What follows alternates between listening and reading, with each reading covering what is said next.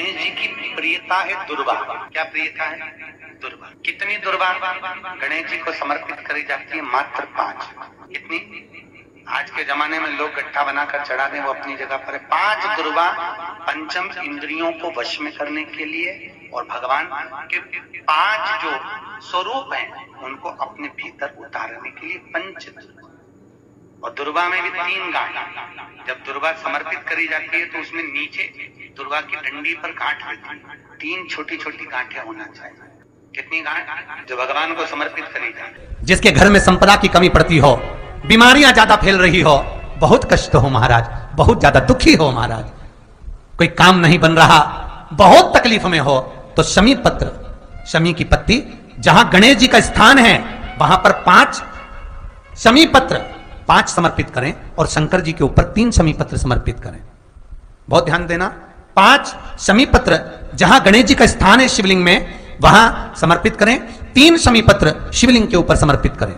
1 शमी पत्र शंकर जी की चौखट पर लेफ्ट भाग में, जाते समय आपका उल्टा हाथ, जब मंदिर से निकलो तो उल्टे हाथ पर लेफ्ट भाग में शंकर जी की चौखट पर समर्पित करें 1 शमी पत्र। और महाराज घी का दिया जहां लेफ्ट भाग में आपने शमी पत्र रखा है, मंदिर में ना दिया लगाकर बाहर की ओर जहां शमी पत्र रखा है उसके ठीक साइड में एक घी का दिया लगा दीजिए।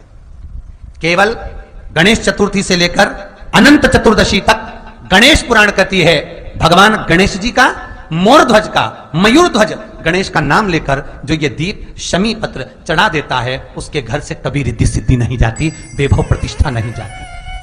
कर देखो, गणेश जी महाराज और एक शंकर जी, ये 2 देवता ऐसे हैं जिन पे तुलसी नहीं चढ़ती। शंकर पर तुलसी चढ़ा दो तो व्यक्ति रोगीला होता चले जाता है, और गणेश जी को तुलसी चढ़ा दो तो व्यक्ति के घर का धन छिन्न हो जाता है महाराज। इसलिए गणेश जी के भोजन में तुलसी नहीं डलती, क्योंकि वृंदा देवी ने भगवान शंकर के पुत्र विनायक को देखकर विवाह का प्रस्ताव रखा था, पर गणेश जी महाराज ने कह दिया और तुमने तुलसा भी डाली, तो दोष लगा कि नहीं लगा? अरे बोलो तो लगा? नहीं लगा। क्यों नहीं लगा? अगर थाली को अंदर से लेकर आए, पुष्टि मार्ग का नियम, जब ठाकुर जी के सामने 56 भोग, कुनवाड़ा, अन्नकूट लग जाता है, लगने के पहले उसको जब लेकर आते हैं रसोई घर से, भोजनशाला से, तो उसमें तुलसी डाल के नहीं लाते। अगर रसोई घर से भोजन में तुलसी डलकर अगर ठाकुर जी के सामने वो थाली रखी तो ये पक्का है वो थाली ठाकुर जी नहीं जीमेंगे, क्योंकि उसमें तुलसी रखी हुई आई है। हाँ, जब ठाकुर जी के सामने थाली रखा गई और तुमने थाली रखने के बाद में मंदिर के सामने बैठ के फिर तुलसी डाली तो ठाकुर जी उसको स्वीकार कर लेते हैं। क्यों?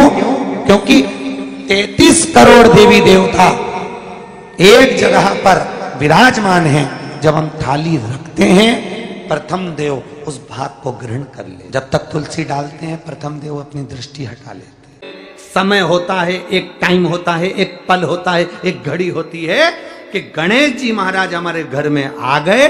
गणेश जी की सबसे पहली जो आरती हो, उस आरती के समय पर अगर धूप बत्ती जलाई जाए या गोबरी को जलाकर उसमें गूगल छोड़ी जाए और गूगल छोड़ने के बाद गणेश जी का नाम ध्रुम वर्ण कह दिया जाए तो गणेश जी को तुम्हारे घर की पूजा स्वीकार करना पड़ती है। बस वो समय हम जानते, हम तो बस उतना जानते हैं कि शिव महापुराण में लिखा और मुद्गल पुराण में लिखा, गणेश पुराण में लिखा, गणेश जी का एक नाम होता है ध्रुम वर्ण। क्या नाम है? ध्रुम वर्ण गणेश जी का एक नाम होता है। जब हम धूप जलाकर और धूप लगाने के बाद में गणेश जी की सबसे पहली आरती करने के पहले अगर हम सबसे पहली आरती गणेश जी की कर रहे हो, अपने घर में स्थापना कर रहे हो, बिठा रहे हो, और तुम चाहते हो कि गणेश जी मेरे घर में आके मेरी पूजा को स्वीकार करें और जो मांगू मेरा गणेश मुझे दे 10 दिन के अंदर, तो पहला नाम लेकर पुकार लेना ध्रुम वर्ण विनायक, बैठो, बस काम हो गया। वो फ्री होकर आता। सुंदर जोड़ी थी शंकर और पार्वती की, सही है कि गलत है? कभी नहीं झगड़ते थे, इसलिए पृथ्वी पर ना तो लक्ष्मी जी के व्रत हैं, ना ब्रह्माणी के व्रत हैं, ना इंद्राणी के व्रत हैं। अगर पूरी पृथ्वी पर सबसे ज्यादा व्रत किसके हैं? माता पार्वती। तीज का व्रत किसका? पार्वती का। चतुर्थी का व्रत किसका? पार्वती का। चौथ का व्रत किसका? पार्वती का। छठ का व्रत किसका? पार्वती का। जितने व्रत है सब माता पार्वती। गणेश जी मैया को प्रसन्न करने के लिए अष्ट रूप में धारण करते हैं। 8 रूप भगवान गणेश जी ने धारण किए। एक मयूरेश्वर गणेश, दूसरा सिद्धि विनायक, तीसरा बल्लालेश्वर, फिर वरद विनायक, फिर चिंतामणि, फिर गिरजात्मज, फिर भगवान गणेश विघ्नेश्वर अष्ट विनायक, फिर महागणपति। ऐसे गणेश जी के अष्ट नाम हुए। उस समय तिजोरी के अंदर जो गणेश की प्रतिमा रखी जाती है किस नाम से रखी जाती है? तो तिजोरी में हम जो गणेश की प्रतिमा रखते हैं वो वरद विनायक के नाम से रखते हैं। कौन सा गणेश? वरद। वरद विनायक के नाम से तिजोरी में गणेश रखते हैं। और वरद विनायक के नाम से गणेश जी तिजोरी में रखाते हैं। आपको कथा में कहा था घर में सीधी सूंड का गणेश और व्यापार व्यवसाय ऑफिस में उल्टी सूंड का गणेश होना चाहिए। वरद विनायक को तिजोरी में। जब मकान का गृह प्रवेश होता है तो गणेश जी की पूजन जो दरवाजे पर करी जाती है उसे सिद्धि विनायक गणेश कहते हैं। कौन सा गणेश? सिद्धि विनायक। जब हम घर में शुभ कार्य हो, बंदरवाल लगाएं, कोई दरवाजे पर शुभ लाभ लगाएं या स्वस्तिक बनाएं या माताएं दरवाजे पर रंगोली डाले तो उसी समय पर सिद्धि विनायक के नाम से रंगोली डालना चाहिए। तो घर में लक्ष्मी बढ़ती है, सिद्धता बढ़ती है। याद रखिए, कभी भी गणेश जी को, मिट्टी के गणेश जी लाते हो भादो महीने में, तो विसर्जन करो तो विसर्जन के समय पर 2 बिंदी, एक कंकु की एक हल्दी की, दीवार पर जरूर लगा देना चाहिए। क्यों? क्योंकि गणेश जी हमारे यहाँ आते हैं तो रिद्धि सिद्धि के साथ आते हैं। पर जब गणेश जी जाते हैं, अगर हम बिंदी नहीं लगाते हैं तो गणेश जी अपनी रिद्धि सिद्धि को साथ में लेकर चले जाते हैं।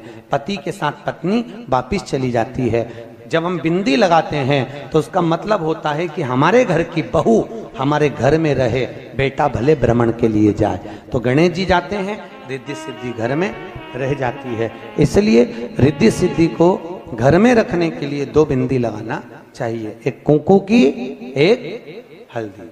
रिद्धि सिद्धि। गणेश जी की प्रियता है दुर्वा। क्या प्रियता है? दुर्वा। कितनी दुर्वा गणेश जी को समर्पित करी जाती है? मात्र 5। कितनी? आज के जमाने में लोग गट्ठा बनाकर चढ़ा दें, वो अपनी जगह पर 5 दुर्वा पंचम इंद्रियों को वश में करने के लिए और भगवान के 5 जो स्वरूप हैं उनको अपने भीतर उतारने के लिए 5 दुर्वा। और दुर्वा में भी 3 गांठ। जब दुर्वा समर्पित करी जाती है तो उसमें नीचे दुर्वा की डंडी पर गांठ रहती है, 3 छोटी छोटी गांठें होना चाहिए। चतुर्थी का जो व्रत करने वाली होती हैं, जो चतुर्थी का पूजन करने वाली होती हैं, उनके भीतर का एक भाव होता है कि जैसे ही शाम का समय आए चंद्रदेव का पूजन करें। चंद्र जब प्रकट हो जाए, कलश भर लिया, उसके नीचे आखा दाना रख दिया, चावल गेहूं जो भी आप रखते हो पूजन के लिए, ऊपर पात्र आदि रख दिया, जलाशय, फिर अपन ने घी का दिया लगाकर पूजन भी कर ली। तो जो चतुर्थी का पूजन करने वाली होती है, जो चतुर्थी का नियम व्रत धारण करने वाली होती हैं, बड़ी बड़ी चतुर्थियां करती हैं या उसका नियम धारण करती हैं, तो चतुर्थी का जो पूजन करती है वो किस चीज के लिए होता है? केवल संतान, पुत्र, परिवार, हमारा कुटुंब, हम जिस कुल में हैं, हमारा कुल वैभव की ओर बढ़े, संपदा की ओर बढ़े और उसकी आयु बढ़े, उसकी आयु बढ़े, वैभव बढ़े।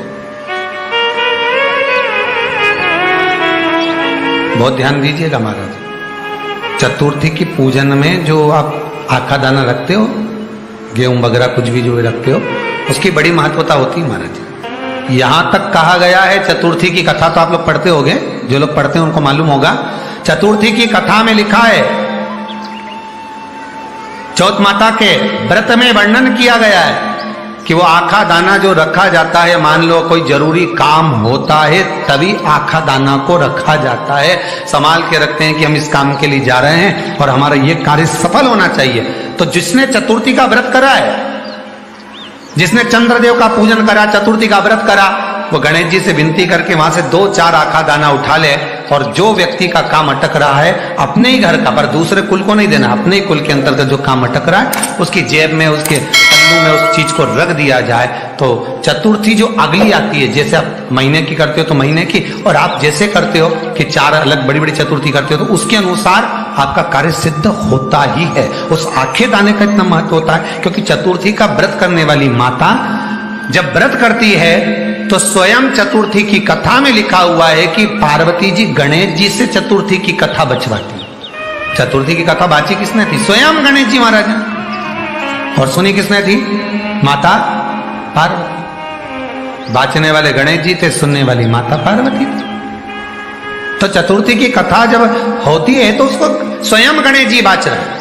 तो व्रत कौन सुन रही है? माता पार्वती। और आपने जो आखा दाना लिया वो गणेश जी के भाव से लिया, गणेश जी से निवेदन करके, विनय करके, प्रार्थना कर उसको प्राप्त किया। जितने आस्था चैनल पर कथा सुन रहे हो, जितने फेसबुक और यूट्यूब पर सुन रहे हो, और जितने इस छत्तीसगढ़ की पावन धरा पर बैठकर सुन रहे हो, बहुत सावधानी से सुनना। एक छोटा सा कपूर का टुकड़ा जब आरती में जलाया जाता है तो ये कपूर क्यों जलाते हैं? इस कपूर का महत्व क्या है? इस कपूर का कारण क्या है? ये कपूर है कौन जिसको हम आरती में जलाते? क्या जरूरत इस कपूर को आरती में जलाने की? क्या जरूरत इसको यज्ञशाला में जलाने की? क्या जरूरत है इस कपूर को पूजन में जलाने की? स्वयं गुरु बाबा कहते हैं यदि कोई आरती में, पूजन में, घर में एक कपूर का टुकड़ा आरती के बाद में जब समर्पित करेगा तो उसको अश्वमेध यज्ञ का पुण्य प्राप्त हो जाएगा। अश्वमेध यज्ञ के पुण्य को पाने के लिए कपूर का टुकड़ा आज भी आरती में जलाया जाए। एक कपूर का टुकड़ा सुख का, इसीलिए हमारे यहाँ शास्त्र कहता है महाराज, जब आपको घर में अगर ऐसा लगने लगे कि 15 दिन से बहुत बेचैनी है, बहुत दुख तकलीफ लग रही है, कोई ना कोई बीमार पड़ रहा है, कुछ ना कुछ तकलीफें लग रही है, तो एक पीपल का पत्ता ले लो, उसके ऊपर एक कपूर का टुकड़ा ले लो, सारे घर में घुमाकर उसको दरवाजे के बीच मध्य में जलाकर रख दीजिए। थोड़ी सी जला 20 से 25 मिनट के अंदर मकान में एनर्जी वापिस आ जाएगी, उस भवन में एनर्जी वापिस हो जाएगी। 20 से 25 मिनट के अंदर एनर्जी वापस। लग रहा है कि यहाँ नेगेटिव है तो उसको पॉजिटिव बनाया जा सकता है। रात को 12 बजे शंकर जी के मंदिर में शिवलिंग पर चढ़ी हुई बेलपत्री को उठाकर शंकर मंदिर का शिखर देखकर चबा चबा कर खा लीजिए।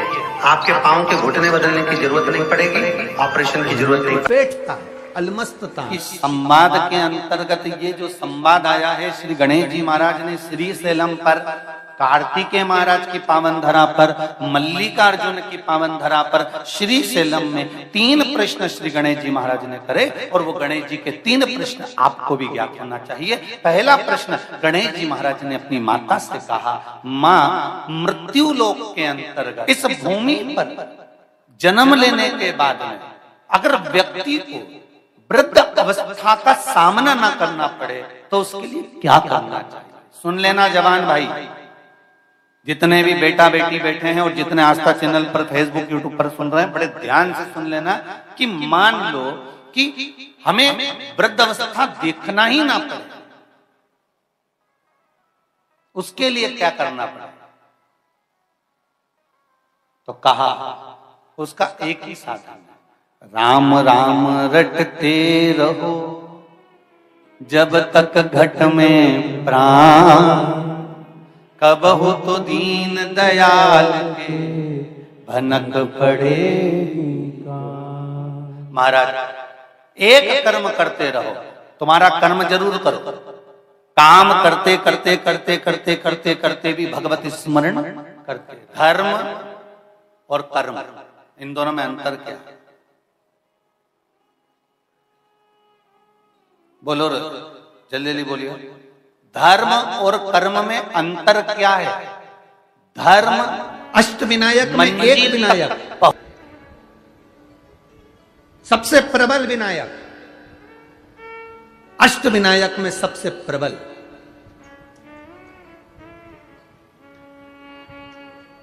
जहां के वृक्ष भी मोर का रूप लेकर आवाज लगाते हैं शिव जी को,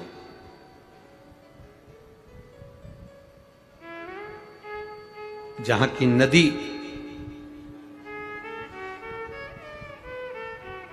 सिंधुरासुर असुर के कारण करहा रही है,